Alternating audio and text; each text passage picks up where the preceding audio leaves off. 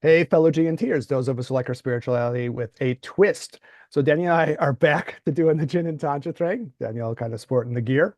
Uh, we were doing some episodes on pleasure. We're trying to do this series on sexuality and pleasure that we're starting. And we had a question from a listener. So we kind of talked about it last time. Yeah. It's kind of fortuitous, or you might say auspicious, if you want to be a little Tibetan about it, that we're talking about this, because Danielle and I just got back from a retreat over the border north in Canada. Well, yeah. We're Hey. working on stuff. Yeah. Yeah. Yeah. And that was a good time. And so we're feeling saucy and spicy in many ways. There you go. A Saucy little and bit spicy. saucy, a little bit spicy. Yes, as it Daniel happens. announced pre starting the recording that he was feeling especially spicy. Spiced up. So it should be an action-packed episode of Gin and Tantra. Spice. We'll talk a little bit about some pleasure things, and I think but to my mind, it's kind of the continuation of like what hit me in terms of the question from the listener that we had, which was like, well, what's this whole deal with pleasure, right? Hmm. And then also we'll give Daniel a chance to air his inner spiciness Yeah. on the things that are feeling that way, which might be more serious, I guess, but necessary. All right. So, what hit me in this, Daniel, I wanted to like, we talked about the pleasure stuff last time, and it was more, kind of talking about the chakras and pleasure through the chakras and some of the more even like technical aspects of things, right? Hmm. And I thought the other part that hit me with this, I wrote some notes on it after we had talked about the listener's question some weeks ago, was just to talk about the use of pleasure overall and kind of maybe a big picture way. So I was listening to Lama Yeshe, who's one of the really great Tibetan tantric teachers, right? And he's popped up here and there in the time we've been doing these episodes. Yeah. It's this really great book called Introduction to Tantra, and he has a great book on what Daniel and I were working on, what we were working on in terms of like the inner fire, building up the inner heat within the body and using that as a source of pleasure. So I was listening to this stuff, and he talks about this idea of the tantric personality, which I really Mm. like that idea. I really like it for the idea of our podcast too, Yeah.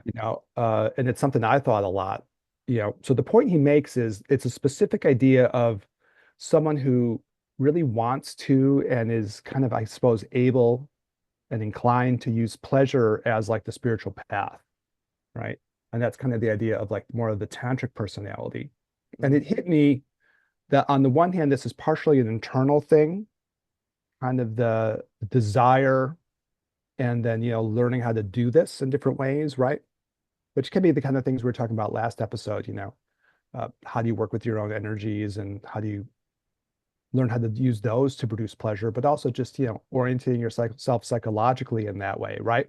Hmm. Which can be a shift in how you think about your life, which means maybe it's something having to do with like the external aspects of life too, that you set up your life to be a more kind of pleasure filled kind of a place.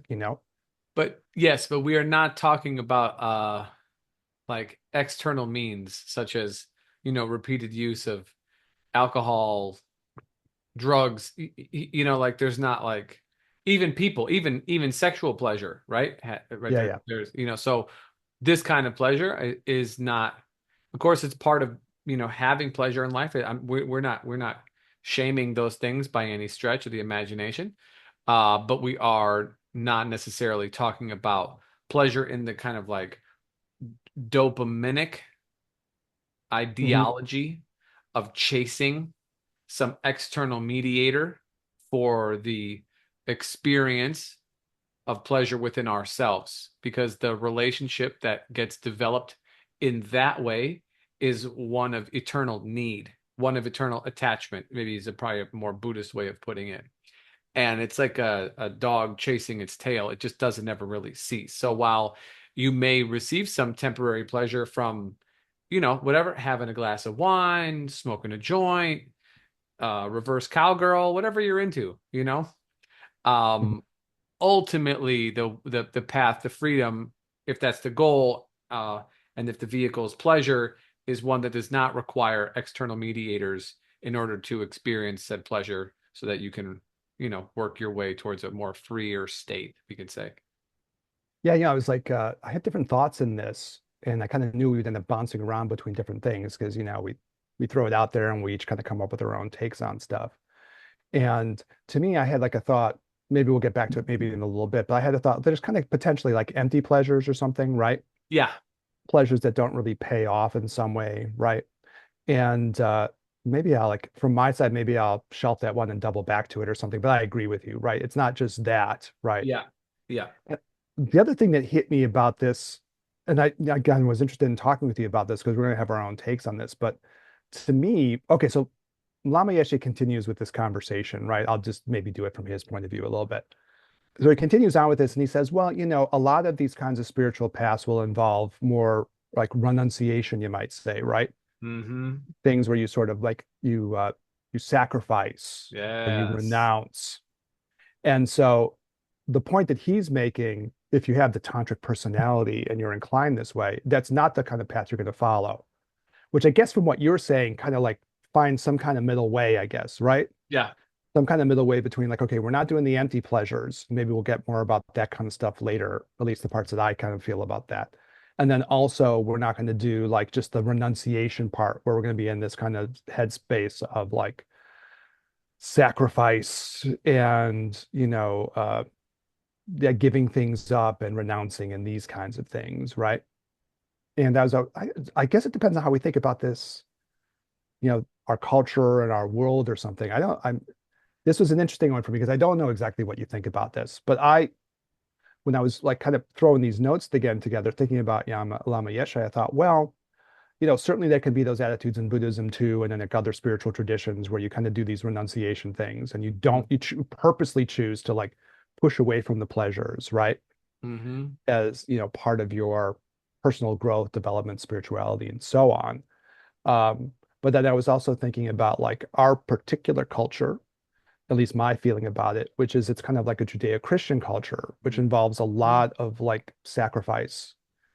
And when I talk with people, it's a lot of sacrifice and sort of a lot of like what you might call duty ethics or something, not duty, No, that's duty. that's exactly what I'm thinking. Duty, as in poop.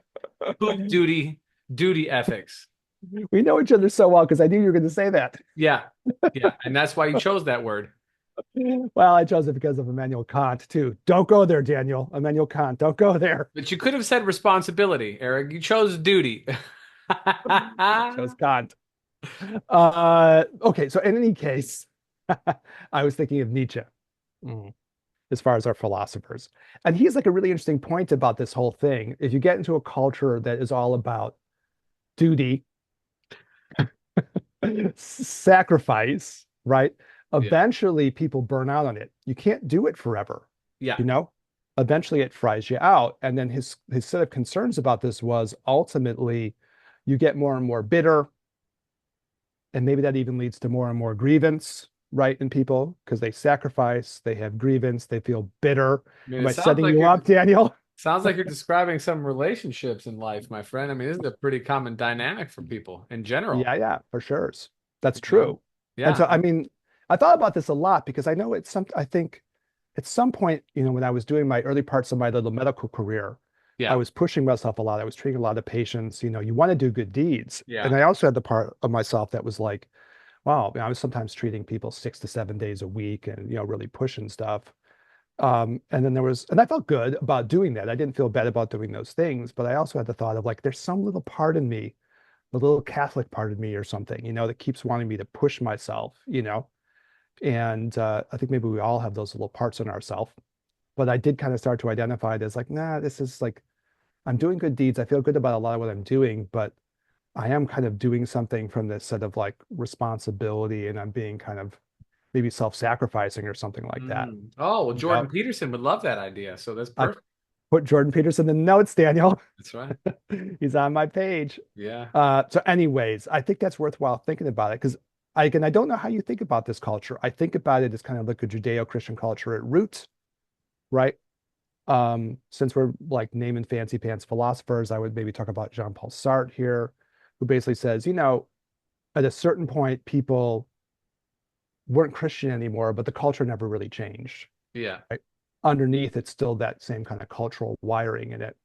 And a lot of that stuff has to do with sacrifice and in a way that I think you know, these philosophers like Nietzsche, especially famously for this, and that Carl Jung, one of our other favorite psychologists, kind of built on Nietzsche with this, you can't keep sacrificing all the time. You're going to get bitter. That's Yeah. the problem of the Jordan Peterson thing, which we'll get to, I guess, right? Hmm. You want me to set you up for your text of the week here?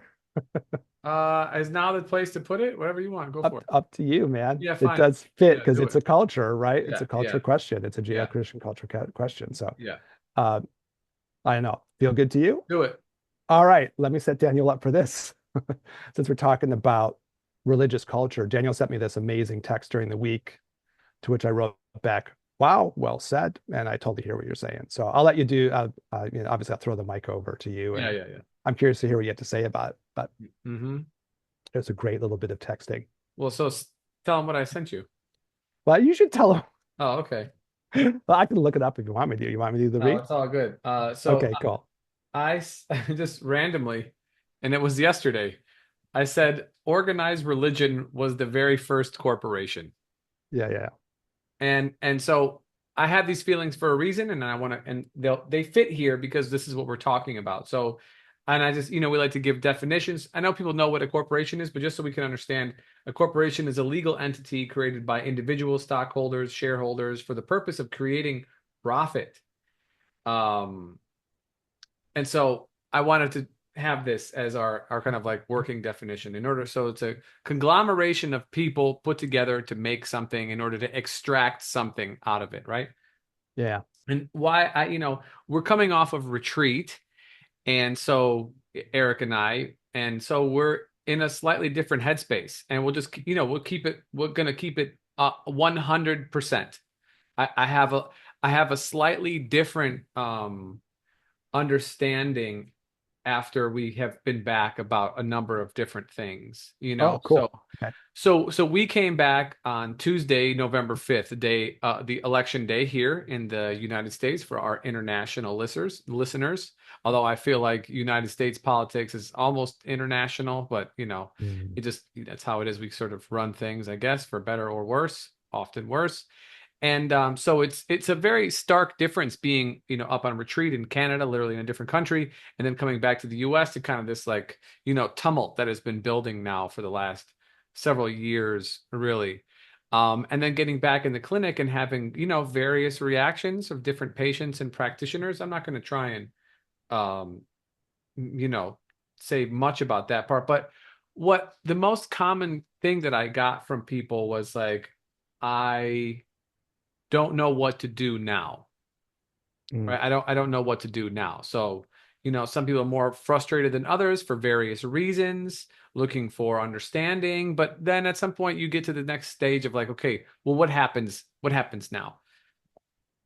And the two questions were what happens now and why are we here? So why are we here? I can't say Oh, exactly. I can't say okay. exactly. We're not like I'm not super. I mean, I'm pretty well versed politically, but I don't understand all the dynamics. I don't think anybody understands all the dynamics. So I'm not going to say what from a particular purpose. But the one piece that kept coming up for me was this idea of the savior. Uh, And, Bill Maher touched on this probably 5 years ago when he was sort of joking about Marvel movies always pushing the idea of the one superhero that can save the whole thing, right? yeah, I And remember that bit. Yeah, from yeah, when he and was that was doing that that. was a smart one, right? And so I'm just thinking about this now and like about, how disappointed some people are with the results.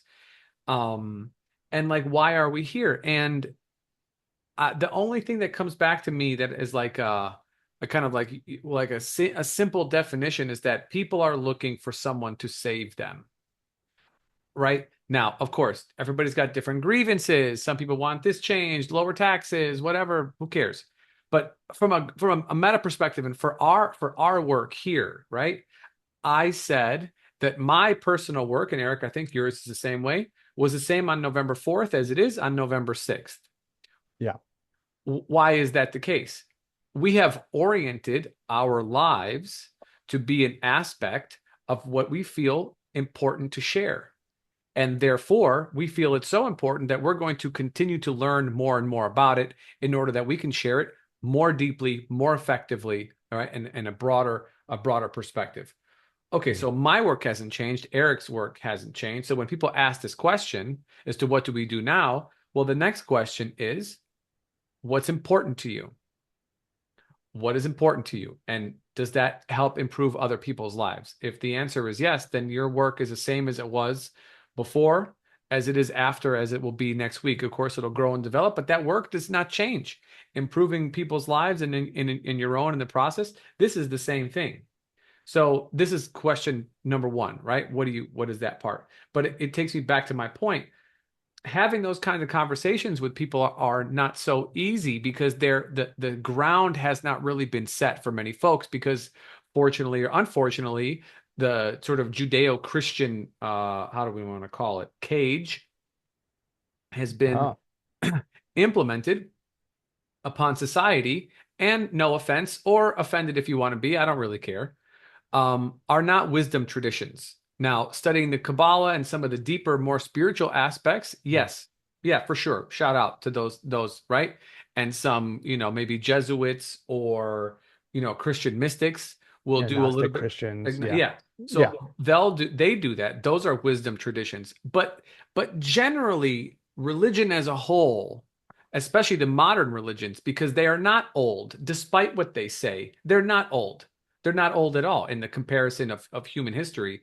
Shamanic practices, that's the original, at least as much as we know, as much as anthropology tells us, is the original form of spiritual practice, which is no mediation, not between you and nothing else. It's just you go Mm. on the inside. But structure was placed upon this, right? Particularly, New Age structure, again, Judeo-Christian kind of, ideologies now placed upon society. And so this cage is inherent in the part of the problems that we are existing, not to mention the wars and all the other stuff. We don't need to go. That's not what I'm talking about that, but I'm not talking about that. I'm talking about the kind of psycho-emotional conditioning that these traditions place upon people as a whole and that they pervade society. So when it comes to time to ask questions about what do we do, of course, we can always get good advice from people who we trust and so on and so forth. But when I'm looking to plant seeds of perspective shifts or whatnot, those seeds are very hard to plant because the ground is not fertile because they haven't been introduced to these things. And these are, most of the people who I'm dealing with are educated people that Mhm. bachelor's, masters, like they're well not well to do per se, but they're more educated, so they essentially should have been exposed to more things. But as I kind of extrapolate that and then put it on society, again looking from my own perspective in this case, I see the same thing. Somebody looking to be rescued, right? And then when that Mhm. rescuer doesn't swoop down and fix the issue, then the question is, well, where do I go? What do I do with this? And I think, well, is there not a system of observation that has been handed to you by an elder or your culture or your philosophy, and or maybe at the end of it some kind of religious wisdom tradition that would help you to be able to deal with this? Again, not saying that you can't have allies, spiritual friends that you can't go to during times of tough moments, right?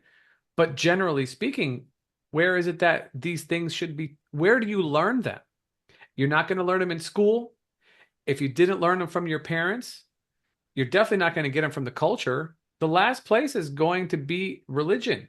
And religion definitely is not teaching. It's not teaching these things. And so I'm looking at, okay, well, what can I blame on? I can't blame the parents if they never learned it. How are they going to hand off something they never learned? Schools it's already difficult enough to just get a curriculum teaching civics and basic kind of, constitutional stuff that people should know, just being basic citizens. Fine. So I'm going to throw that out because, especially in public school, Eric, you and I both went to public school. Like, I'm happy to just, have all my teeth. Um, you know, Make it out alive. Yeah. yeah, and it ain't gonna be from the culture because this all the goal here is to buy and sell. That's it. You buy, you sell, and you're on either side of that coin all the time. So fuck that dualistic ideology for the exchange of money and then the movement of taxes back up and whatever fees and all that shit. And so what's left? What's left is the religious traditions in order to Mhm. kind of instill some sense of morality, ethics, boundaries, so on and so forth. um, but they're not doing it. and they haven't been doing it because it is not designed for that, or at least the way in which that is practiced is not designed for that. So I, at this moment, and I want my mind changed at some point because I feel like it's probably not a great place to stand on. I just see detriment. That's what I see. I see detriment and a way to control people, a way to extract profit in the form of attention and donations and for their own propagation moving forward. I see that ideology being imprinted upon parents, that imprinted upon their children, that imprinted upon their children's children. Yes, I can give, I could say respect to the communal aspect, to the heritage aspect of like people's traditions and their religion being put together in one. But I'm sorry, I don't think God comes in a box, you Mm. know? And I just don't, I don't think it's helpful. I really don't think it's helpful. And it's becoming, at least to me at this particular point, after we've spent some time really away from society, diving into like non-dualistic states, to come back into this thing and be like, man, there's just boxes on top of stuff everywhere. There's just cages and conditioning all over this place. And I don't, it's overwhelming a little bit to try and just change somebody's perspective who actually wants their perspective changed, let alone other people who don't even realize that their perspective based on what they were handed is detrimental to their lives and to the lives of the society that they have been living in. It's kind of mind-blowing to me. So I am putting my thumbs down. I'll put a couple down there too. It'd be like the on old like movie review shows, Yeah, on this multiple particular thumbs down. thing. Hmm. And the last thing that I'll say about it before, I hear your response is that like I think it's not good because it sets people up for failure in terms of looking for a singular entity in order to come help you. And specifically that's like Christian Catholicism because Judaism doesn't have that and Islam doesn't have that either. So that I'm looking at in terms of that one. But in terms of the other one, it creates this kind of like hierarchical view of God at the top of the corporate ladder.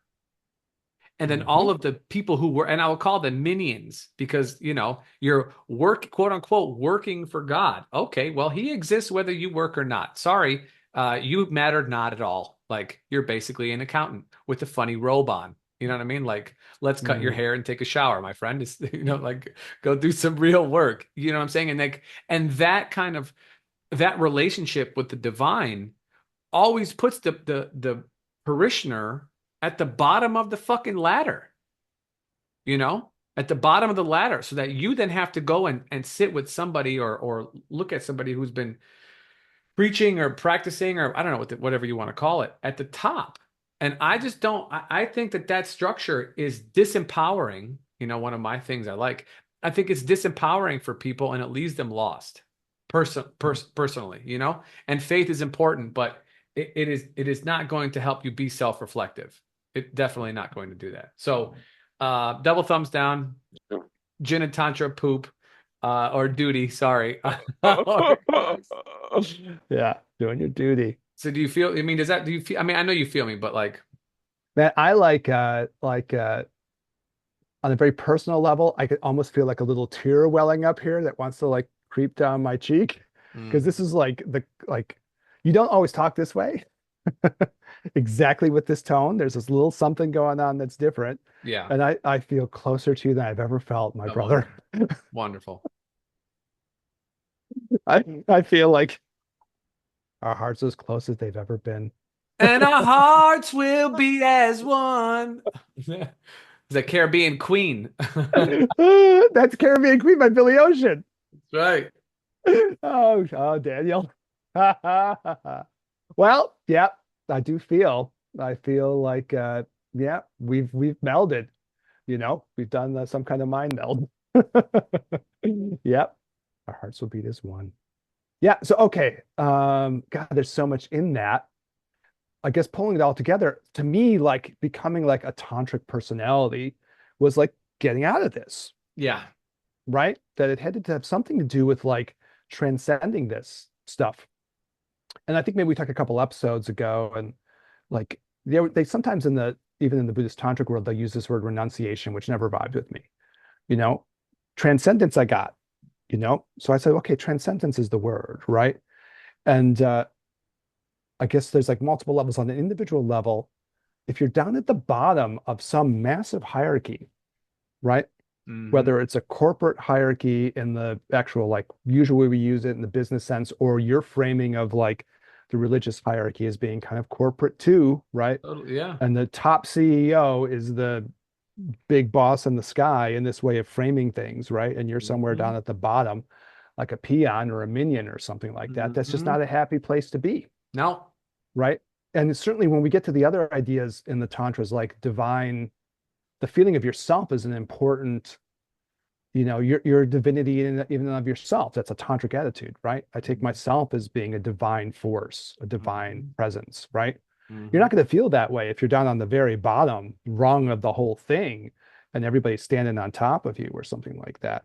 And so when you wrote me that text, I was like, wow, that's good. I had never thought about it in those words, but it has the same structure, this hierarchical structure where, whether it's like some religious figure or some Elon Musk type person or Jeff Bezos, whoever, like some person's up on the top, and before you would say that would be the all the nobility and the king, and they're the ones who are transmitting down the truths from above or something like that. That's just not it's not inducing of happiness. Hmm. It just isn't. And it's very hard to run a tantric lifestyle out of that space, right? Because to do a tantric lifestyle, you need to come out from a space where you're going to be able to like have pleasure and enjoyment. And you feel like if you're constantly within this either situation of being put down, then you lose your sense of, your own uniqueness, specialness, and divinity, right? Hmm. Or you're constantly haggard, right? Trying to meet the needs and responsibilities that, in a lot of ways, I mean, this is Nietzsche's point too, are kind of being imposed upon you, right? Yeah. The rules, the structures, you use the word cage multiple times, right? Mhm. That feeling being kind of imposed upon you. Um, uh, you're going to feel like your joy is getting suffocated and crushed. And then for the purpose of, like, I think what we're trying to do here, that's anti-tantra, Yeah. right? That's like the opposite. You have to get into like more of an internal headspace where I'm going to see myself completely differently, and then also design my life on the outside where I can optimize my possibilities for the joy of spiritual growth and pleasure as a contributing factor to that. I mean, that's the whole, I don't know. We all have our, we both have our multiple reasons for doing this, but certainly I think for both of us, that's a reason to do this, to Yes. try to make this point, to say, hey, we got to pop out, folks, Yeah. and then we can build lives that will be more spiritually fulfilling, spiritually rich. We, Hmm. we can learn how to use our pleasurable experiences of our life to grow spiritually, and we'll just flip this script, right? Yes.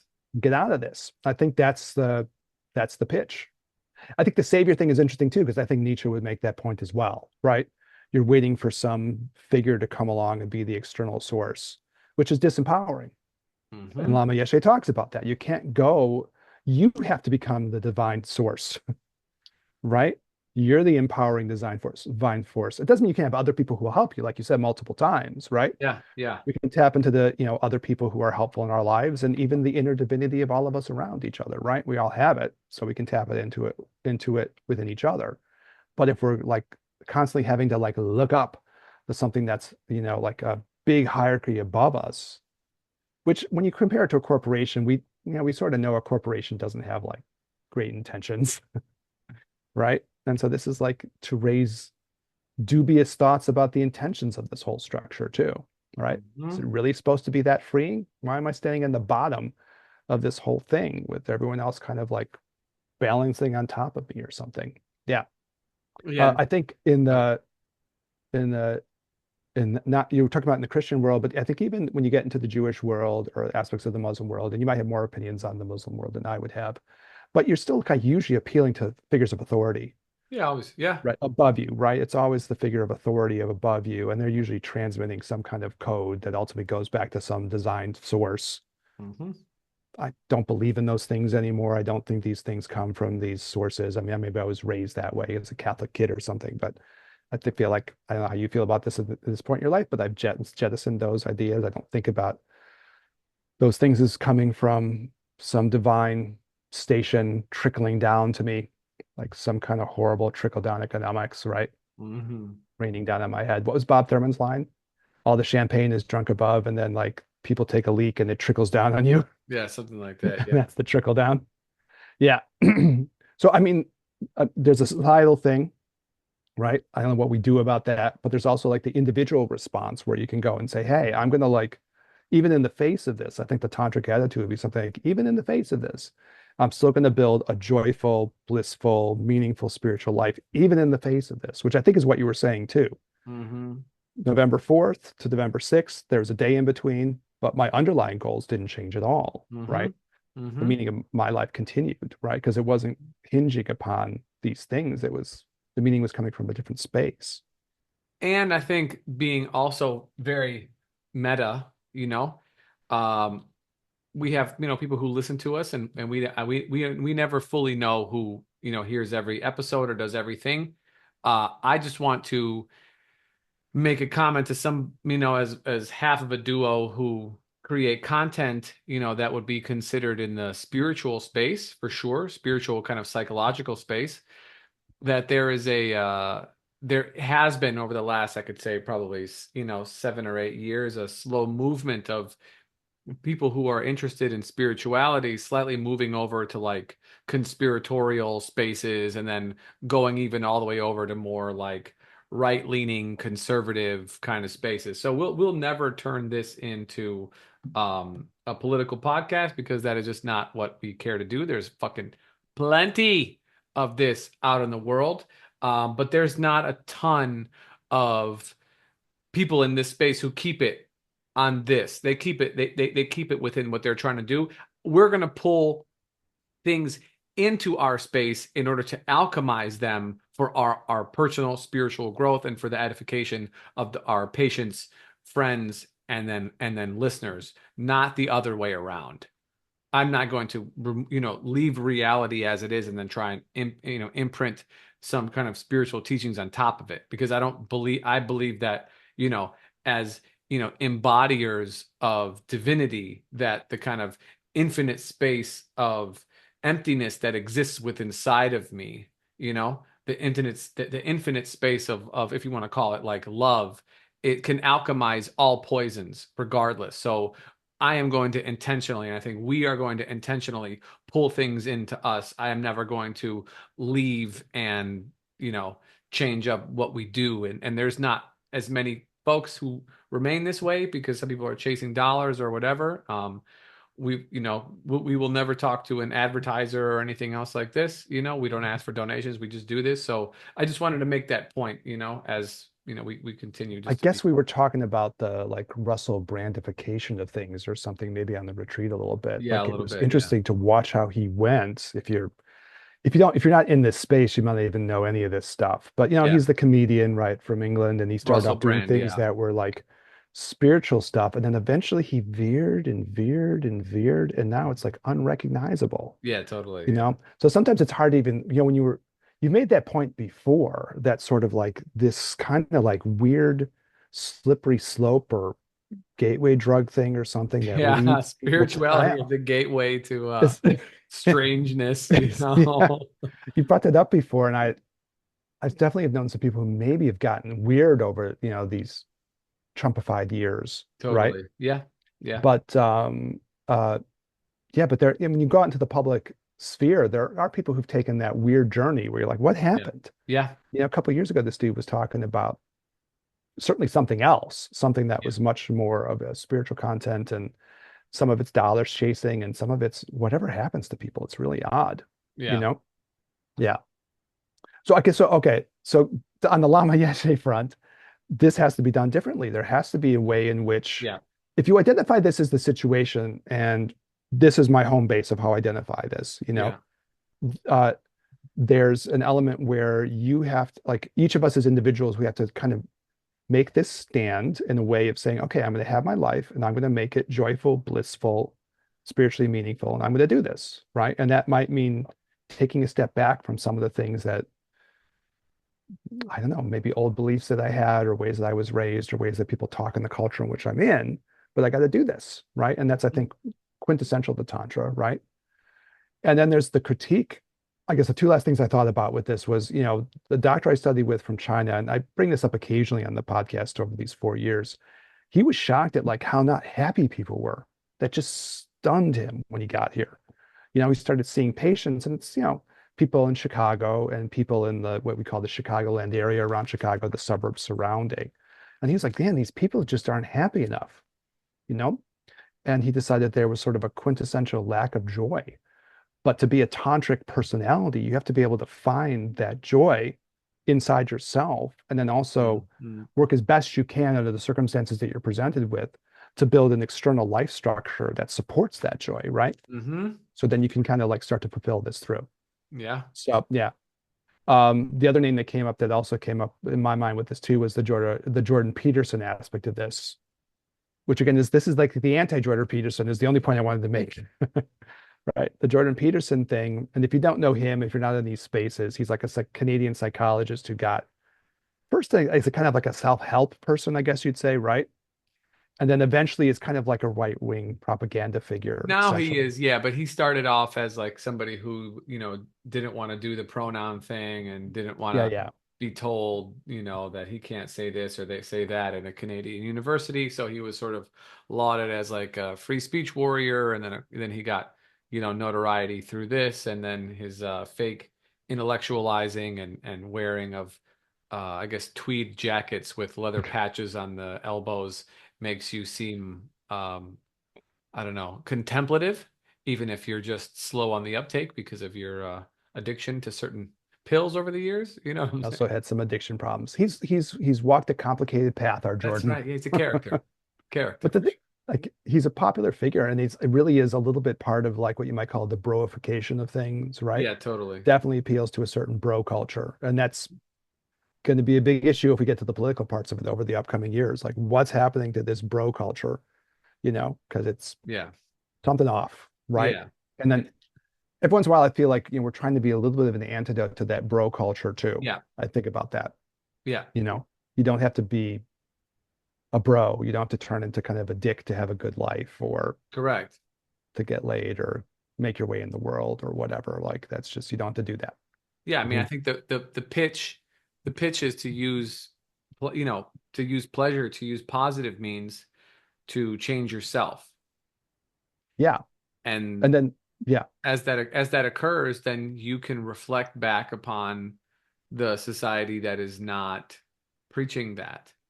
That is, in fact, always like I love this. Robert Thurman said, at any point you could drive anywhere throughout this country, rural, city, or otherwise. If you do it in the evening and you drive by people's homes, you will see the bright lights of the television bouncing off of the people's faces.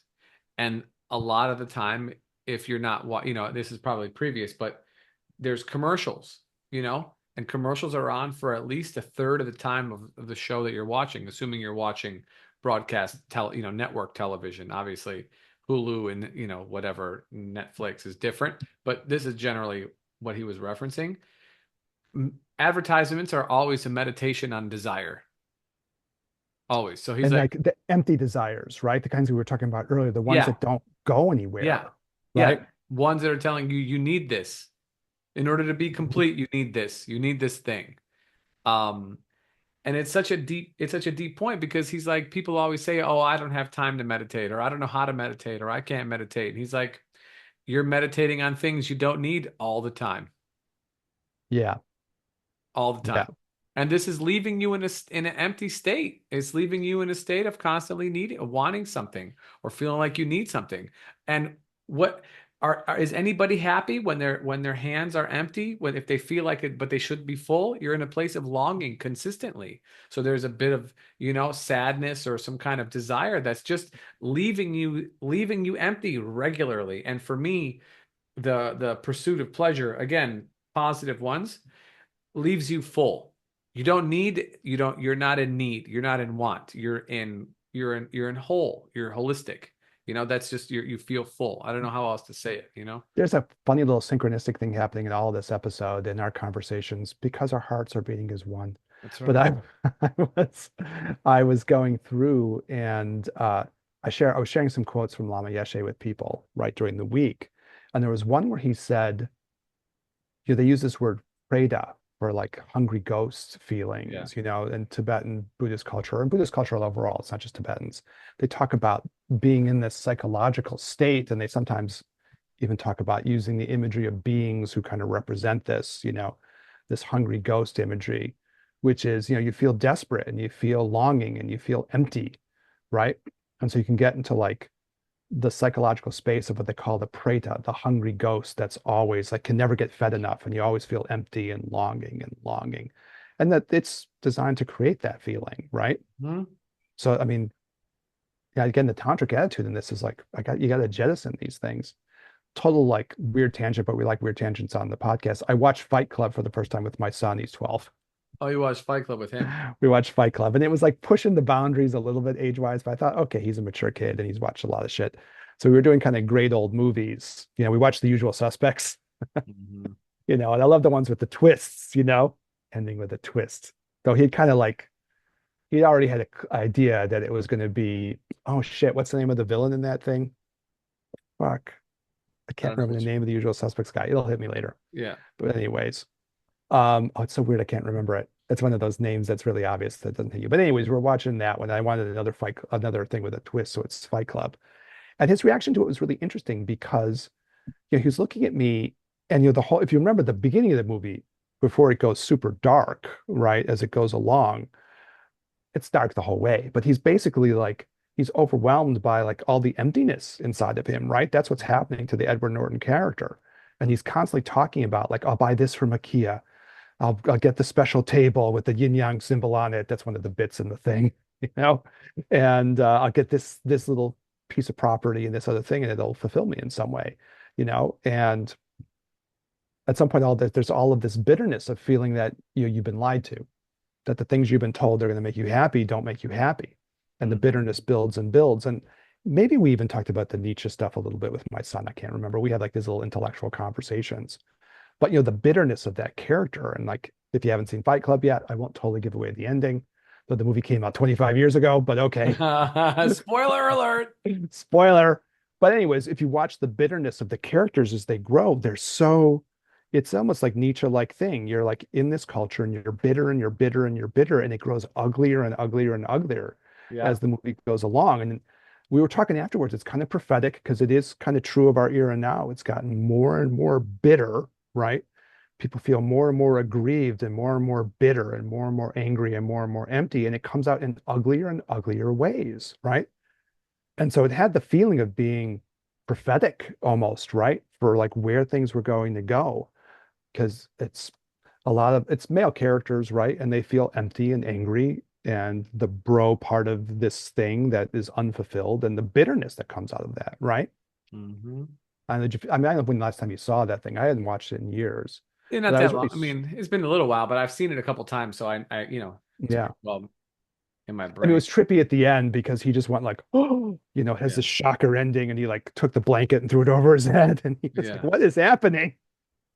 It's a powerful movie if you haven't seen it. I won't ruin the ending, and yeah, but it does kind of tap into these ideas, the emptiness of things that leads to this bitterness, and then it comes out in these toxic fucking ways, right? Hmm. Where the antidote is, at least for what we're trying to present on the podcast like ours, is the tantric one, right? Hmm. Step back, reframe what's happening for us, right? Hmm. And like find that tantric space inside yourself and look at things from that point of view of like, okay, I'm going to find pleasure within myself, not the empty ones, but the real ones, right? I'm going to Hmm. learn how to use my own energies, my own spirit, my own psyche, my own mind to generate pleasure internally. And I'll figure out ways of sharing that with others that are spiritually meaningful that will help me and them. And now you're on a Buddhist tantric path or a spiritual path for sure, right? And so a little nugget for our five element, aka Chinese medicine practitioners. Not that you practice five element, and if you don't know what that means because you're not in that space, then don't worry about it because it's a niche thing. But anyways, we can call it Taoist view, right? In the Taoist view of things, bitterness is associated with the fire element. Obviously, because if you cook something too long, it turns bitter. But Mm. the fire element is primarily associated with the heart and the I guess psycho-emotional aspect that's associated with the heart, which I guess we could say is the opposite of bitterness, is the flavor, but the actual psycho-emotional aspect is joy. And so if I just use joy and pleasure as a synonym of each other, then those two things kind of sit on the opposite ends of this thing. And that like the bitterness from continual unfulfilled desires is the antidote to that would be joy. Yeah, yeah, yeah. Yeah, I hadn't thought about it in exactly that language. I think that's cool. A lot of times the bitterness, if you look like medically, right, for the people who are medical people, they'll use like bitter ingredients to kind of calm the heart down when it's too hyper and too excited, Mm-hmm. right? But if your life is bitter, then you're already getting overly calmed down by your life, Mm, right? It's killing your natural fire of your heart, you might say, right? The fire and energy of your heart are getting like drained away by this yeah, bitterness, and you lose the yeah, joy, right? That's a nice way of thinking about that. All right, so maybe like a couple of different things to say about this, but maybe I'll transition to the empty pleasures as we were talking about them, at least the way I felt about them. yeah. So to me, like, when I thought about the listener's question, and we've been kind of talking about all kinds of stuff around this as we've been doing this episode, but when I thought about the question from that listener, I was like, yeah, well, we did this whole long thing about the different kinds of tantric things and the sexuality things and the technical stuff last time, but I was just like, if we take a big picture back, I think it's what you were talking about earlier, and we've hit a couple of times. You don't want the pleasures to be the vacuous ones. You want them to be the real ones, right?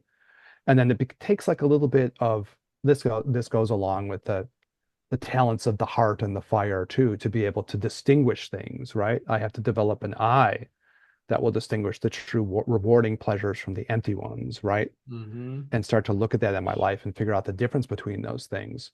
Some of this will go back to to my mind, one of the common tantric things, which is like you want to be transcendent. So you want to transcend the mundane ideas of things, the mundane conceptions of things, the mundane appearances of the world around you, and find the extraordinary in that, right? The transcendent and extraordinary part. So I think that creates something of a guide to this, right?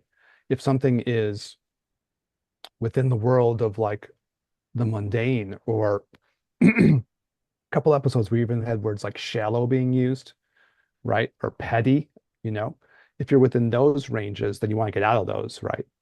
And you want to get away from the more empty, shallow pleasures of things, right? And Mm-hmm. one of the ways I think they try to do that in the tantric world is to kind of orientate your personality towards the transcendent, the beyond the mundane parts of things. I think that's one way of thinking about it. Does that work for you, Daniel, or Yeah, what do you think yeah, about yeah, that? yeah, yeah. Yeah, yeah. Do you feel like it works for you in your life? Because I do think that way. I try to. Yeah. Yeah, I try to. I think for me personally, maybe because I'm a Capricorn or, who knows, I have oriented myself towards finding pleasure through doing things that have meaning for me. Mm. And it might not necessarily be like quote unquote pleasureful in terms of a sense of like bubbling up of joyous energy as if, like orgasmic in a sense. But again, because I find so much satisfaction and contentment in being able to have these kinds of discussions with people kind of over and over again, day after day, that is pleasureful for me in that sense, because I believe this to be one of the best things that you could possibly discuss in life, which is how to live a better life. Which is why we do this podcast, right? Right. Yeah. Right. So So I mean, we're in the same headspace. Two hearts beating as one, because I was saying like I think the eye of the pleasure of this is the ones that like push you forward.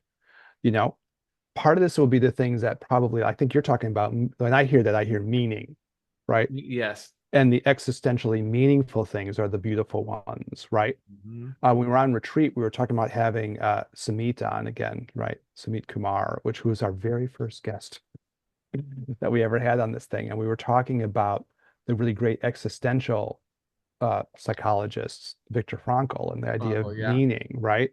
And so I think there's a joy in meaning, Yeah. and Yeah. that's a different kind of joy. So I think to the listener, I was thinking, okay, that's another way of thinking about joy, right? Those things that are transcendent, those things that have meaning, uh, that's different than the kind of joy we were talking about last episode, which was more like the orgasmic blissful feelings. It doesn't have to be that, but it's the richness of the meaningful experience, which is another place in which you can find pleasure being used as the path, right? Being used as your Mhm. spiritual path. But in this case, the stuff that's meaningful and enriching. And then I was thinking also those things that like can push you forward, right? Those things that are like going to kind of make you go backwards. Ultimately, you have to conclude to yourself, okay, even if they're mundanely pleasurable in the moment or something, yeah, they're not so good for me, Yeah. right? They're Yeah. not so good for me. And again, I think it's something about developing kind of an eye for that, if that makes sense to you, Mm-hmm. Daniel. This Mm-hmm. idea that you start developing a little bit like, okay, well, this is fine, but it's not really moving me forward, right?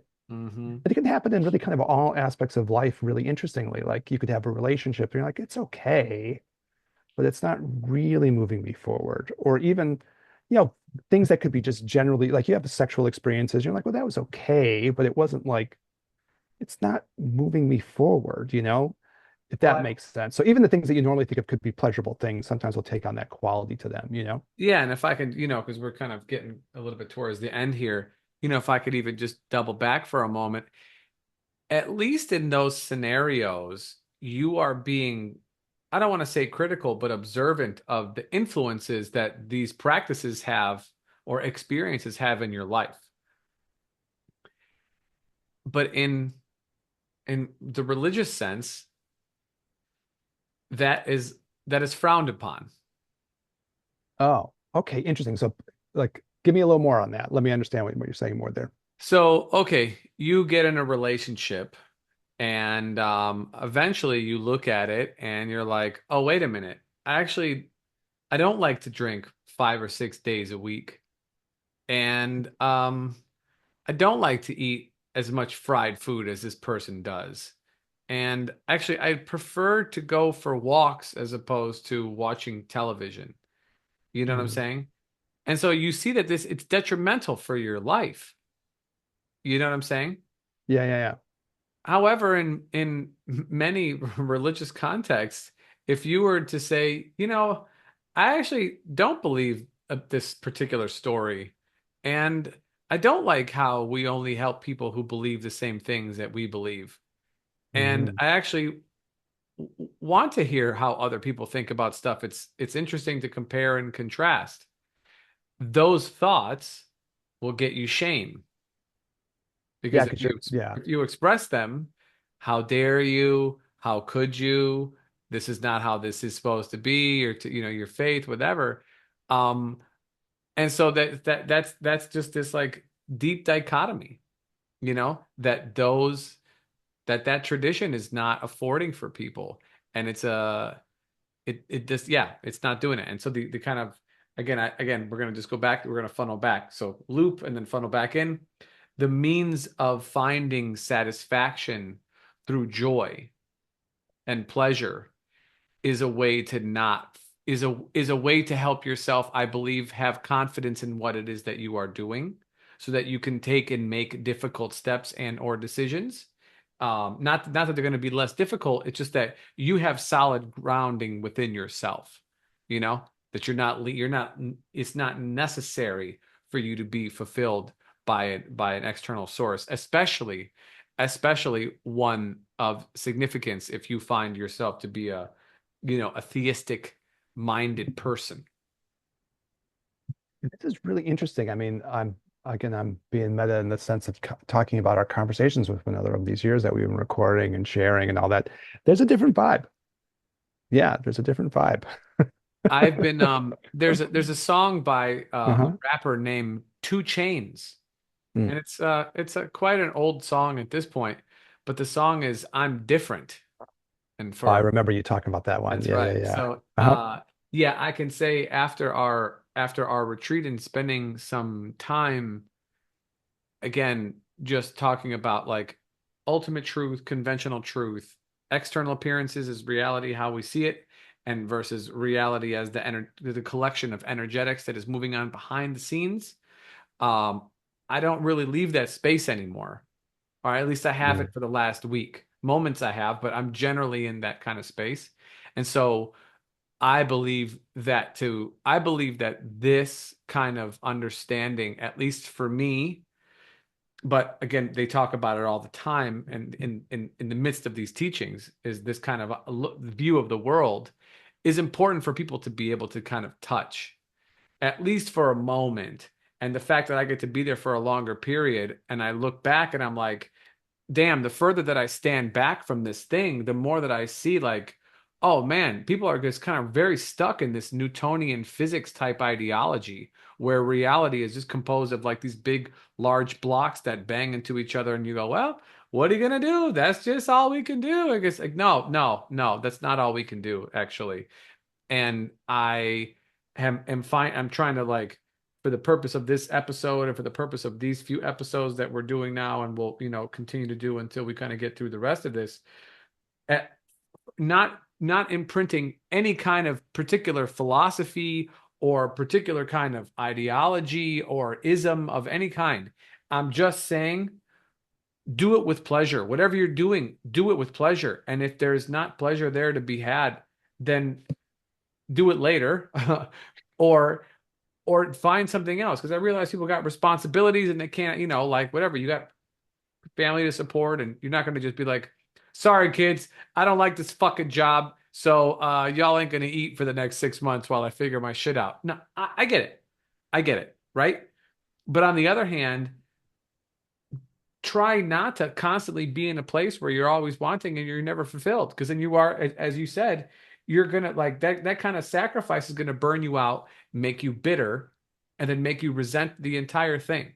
And I don't want to see that for people, because it's very hard to come back from that when you're an adult that was not trained how to be reflective, right? Or be creative or be playful as you grew up. Yeah, I think it's like something about learning how to reframe these things in ways that are tantric, Hmm. and that doesn't just mean like sex stuff. That means like a totally different way of seeing the world, like even the way you're talking about conventional truth. Hmm. You start questioning things more, you start reframing how you're going to think about things. I had it in the notes here too. Like you rethink, I'm gonna handle sexuality different in my life. I'll handle relationship. I'll handle love differently. I'll handle work differently. I'll handle parenting differently if you have kids. It's not just going to be the 9 things that can fuck up my life. I'm going to fix that. Going back to our things that we talked about before, right? Yeah. Like getting like bogged down in a certain way of seeing things, that they have to be more radically reframed. Hmm. And to me, I would think that would be, I think what we're trying to say. Then you develop a tantric personality, call back to the very beginning, There we go. right? You know, and I mean, one last thing before we get out, and we're not doing a lot of politics, but it's the one episode we've done since past the election. And it's going to be weird going forward because there is a part of the country that wants to go back to some kind of old school, much more conservative Judeo-Christian Yeah. in the what we're looking at the negative parts of that, right? Yeah. The Yeah. parts that are boxy. We can have positive parts of that. We're not trying to be haters on it. But No. the parts that are negative, that you have to say, okay, this is not edifying to people. You're Yeah. part of some giant hierarchy. We're under control of some other external forces. I'm not empowered. I'm burdened. I'm like boxed in. Yeah. I feel oppressed. That's not good. Let's just be honest, right? Yeah. Yeah. There's no reason to pretend that it is, right? No matter Yeah. what you want to call it. Yeah. Yeah. It's philosophically regressive. Mhm. And not like psychospiritually edifying. It's not going to push you forward, right? No. If No. from that space. Yes. I don't know. There's this, it's ironic because I got a call from one of the people who I knew, like where we were recording, who went kind of right. So I got a call from one of those people on this little phone of mine while we Hmm. were doing this episode. He got me like to know this terrible name, Matt Walsh, which again, if you don't know this name, you don't want to know this name. He's like a very like anti-trans, right-wing Christian nationalist kind of person. And I had no interest in this, but he was sending me some years ago some videos from this. I'm like, what the fuck am I getting this for? Like, why are you sending this? Like I have no interest in this. I have nothing against what this guy is railing against, you know. But he did say, after the election results that came down in the United States, because I was watching some stuff about this. I think our guy Kyle Kalinske talked about it, Daniel. I don't know if you saw it. He's one of our political commentators. He was just like, yeah, we're going to try to run this regressive religious playbook. Mm. right? That's going to be part of what's, there's people who want that in the United States, right? Yeah. And okay, we're not trying to be anti anybody, but we're trying to be pro a different attitude towards life. That's a good way of putting it. Yeah. Yeah. Let's work to like reframe our lives as like Lama Yeshe would say, tantric personalities, Yeah. right? And then we can share that with our kids. We can share that with other people. We can develop joy within ourselves. We can learn how to use the pleasures in spiritually edifying ways, the ones that are meaningful and move us forward in our paths. You Then know, we can be blissful. I've read in many books um that like we are God. We are it. And from the standpoint of interconnectivity, of course, that makes sense, right? And that interconnectivity is like everything is interrelated. Nothing is separate. Nothing comes from you cannot have something from nothing inherently. This is not a dichotomy. Even even no thing is still a thing because you're referencing a thing that is none, right? So it's a right? That sounds very Robert Thurman to me. Yes. Yes. Um Uh-huh. yeah, I lost my Oh shit, man, I'm yeah. sorry. That's all good. No, no, no, we're So all you're saying no thing was a thing? yeah, nothing was a thing, but we're just coming, oh yeah, you are trained to believe that like you are a creation of God, not it itself. And so like a lot of non-dualistic teachings, especially like Shaivism and some of this Taoist stuff and the modern stuff will say that you are God and you are God itself. You are God. You specifically you, the person listening to this, Eric, you and me, we are that. And and I feel like that is closer to the truth than thinking I am separate from that being one day to be united. But Hmm. until then, I am outside of maybe not necessarily its sphere of influence, but I am certainly not unified one with. And to me, that conditioning is really, really sad. It's really Yeah. sad. Like that is I don't know how else to say it. I'm not even angry about it. It just saddens me to a very deep place, that someone would tell somebody that ever, but then not only would they tell somebody that would be part of the teachings of said being that you are no longer a part of. I could never believe that. And Yeah. I would never say that, you know? Yeah. As far as like two hearts beating as one of the themes of the episode.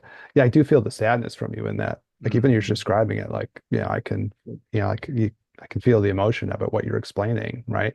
It is Mm-hmm. sad. It's tragic almost, right? Mm-hmm. Yeah. Mm-hmm. But again, like I guess then like from my side on the Lama yesterday note, he makes a big deal about that too, like part of we're going through different tantric stuff and it's kind of being woven into what we're doing, but we'll do full episodes on these things as we go. But if you do get tantric empowerment, one of the things you do is you imagine yourself as a divine force. I Mm-hmm. am that divine force, Mm-hmm. and he's kind of like, you have to really believe it, really believe it, and don't be deluded by people who are telling you that you're not. Don't be deluded by people who are telling you that you're some thumbs down again, crappy, mediocre thing. That's Mm-hmm. going to be your main problem. Dalai Lama makes the same point too, right? That's the thing that will hold you. One of the main things that will hold you back. You'll sell yourself short. You'll make yourself too small, right? And then, it is tragic if you have external forces that are trying to tell you that you're being small, that you are small, But you are small. that you are small, right? You're just Mm-hmm. small. And like it's amazing how many forces do that. You know, you Mm-hmm. have like the like kind of the religious version of that, you're small, You have the societal you're versions of small. that. You have the scientific version, you're small, it's a big universe, you're small and useless, don't worry about it. But there's a lot Mm-hmm. of that kind of shit that goes on. Mm-hmm. And Right. that, it's kind of beautiful when you get the other attitude, like again, the Lama Yeshe tantric personality more vibe going, no, I'm not small. Fuck that shit. Fuck that shit. I'm not small. And he kind of gets to that point. And he says something kind of really amazing about this too. When you emanate yourself in that way, you think you're being realistic, but you're not necessarily. right? You think, oh, it's reality. I'm being realistic. And he says emanating yourself. He uses phrases like that. You're projecting yourself, right? You're projecting who you are Yeah. through your thoughts of who you are through your mind. Yeah. You're projecting this. You're, in a certain sense, emanating yourself as this small being, Hmm. and that's going to cut you off from the parts of yourself that are bigger, Hmm. right? And then certainly, I don't want to talk about all different tantras, but certainly in the Buddhist tantras, that's part of what they're trying to get you to get over. Hmm. Stop doing that. Stop thinking of yourself as small. Think of yourself as gargantuan, Hmm. right? Think of yourself as big as the cosmos. This is a part of you that is that big, right? Hmm. You know. Well, we were spicy. We spiced up, man. We were spicy. All Yeah. right, to be continued, man. Okay, Yes. Yeah, for we said our sure. piece. Yeah, Yeah, there's a few of my friends who I hope listen to this. And if you do listen to this, whether you're my friend or you're not my friend, you're my friend. It's all good. We're cool. Hit us up at ginandtantra@gmail.com. Ginandtantra@gmail.com, or uh YouTube, comment, like, subscribe, all that shit. You know what to do. Everybody tells you the same thing. If you made it to the end of the video, you're a badass. That's all I could say. Because this right here is 100% real, right? This yeah, is yeah, real. yeah. We are literally attempting to help free ourselves and everybody who hears this. So, what is it? How do you say the Tibetan Book of the Dead? Liberation upon hearing. Is that? Liberation with hearing in the between. Yeah, that's right. There you go. Well, I'll quote Billy Ocean. All of our hearts are beating as one, fellow G and tears. There we go. That's right. All of our hearts are beating as one. That's right. Yeah. So, support our work. Just, share. That's all that we ask for, really. And, do your best to find pleasure in the places that you can. And, we'll be here sooner rather than later. So for Eric, this is Daniel. We'll catch you guys on the next one. Peace.